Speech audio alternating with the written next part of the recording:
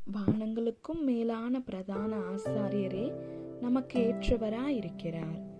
நம்முடைய தேவனாகிய கர்த்தருக்கு ஸ்தோத்திரம். அப்போஸ்தலனாகிய யோவான் எழுதின 2ஆம் நிருபம் 1ஆம் அதிகாரம். நமக்குள் நிலைக்கிறதும் என்றென்றைக்கும் நம்மோடு இருப்பதுமாகிய சத்தியத்தின் நிமித்தம் நான் மாத்திரமல்ல, சத்தியத்தை அறிந்திருக்கிற யாவரும் சத்தியத்தின்படி நேசித்திருக்கிறவளும் தெரிந்து கொள்ளப்பட்டவளுமாகிய அம்மாளுக்கும் அவளுடைய பிள்ளைகளுக்கும் மூப்பனாகிய நான் எழுதுகிறதாவது, பிதாவாகிய தேவனாலும் பிதாவின் குமாரனாயிருக்கிற கர்த்தராகிய இயேசு கிறிஸ்துவினாலும் கிருபையும் இரக்கமும் சமாதானமும் சத்தியத்தோடும் அன்போடும் கூட உங்களோடு இருப்பதாக. பிதாவினால் நாம் பெற்ற கற்பனையின்படியே உம்முடைய பிள்ளைகளில் சிலர் சத்தியத்திலே நடக்கிறதை நான் கண்டு மிகவும் சந்தோஷப்பட்டேன். இப்பொழுதும் அம்மாளே, நாம் ஒருவரில் ஒருவர் அன்பு கூற வேண்டும் என்று உமக்கு புதிய கற்பனையாக எழுதாமல் ஆதி முதல் நமக்கு உண்டாயிருக்கிற கற்பனையாக எழுதி உம்மை வேண்டிக் கொள்கிறேன். நாம் அவருடைய கற்பனைகளின்படி நடப்பதே அன்பு.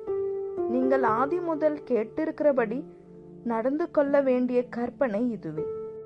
மாம்சத்தில் வந்த இயேசு கிறிஸ்துவை அறிக்கை பண்ணாத அநேக வஞ்சகர் உலகத்திலே தோன்றியிருக்கிறார்கள். இப்படிப்பட்டவனே வஞ்சகனும் அந்தி கிறிஸ்துவுமா இருக்கிறான். உங்கள் செய்கைகளின் பலனை இழந்து போகாமல் பூரண பலனை பெறும்படிக்கு எச்சரிக்கையா இருங்கள். கிறிஸ்துவின் உபதேசத்திலே நிலைத்திராமல் மீறி நடக்கிற எவனும் தேவனை உடையவன் அல்ல. கிறிஸ்துவின் உபதேசத்தில் நிலைத்திருக்கிறவனோ பிதாவையும் குமாரனையும் உடையவன். ஒருவன் உங்களிடத்தில் வந்து இந்த உபதேசத்தை கொண்டு வராமல் இருந்தால் அவனை உங்கள் வீட்டிலே ஏற்றுக்கொள்ளாமலும் அவனுக்கு வாழ்த்துதல் சொல்லாமலும் இருங்கள்.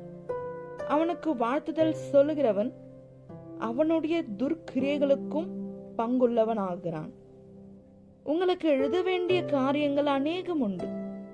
காகிதத்தினாலும் மையினாலும் அவைகளை எழுத எனக்கு மனதில்லை.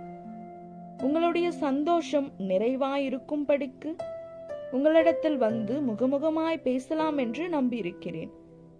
தெரிந்து கொள்ளப்பட்ட உம்முடைய சகோதரியின் பிள்ளைகள் உமக்கு வாழ்த்துதல் சொல்லுகிறார்கள். ஆமென். 2ஆம் யோவான் நிறைவடைந்தது.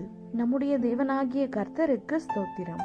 இந்த வசனங்களை கேட்டுக்கொண்டிருந்தவங்கள் அனைவரையும் நம்முடைய தேவனாகிய கர்த்தர் ஆசீர்வதிப்பாராக.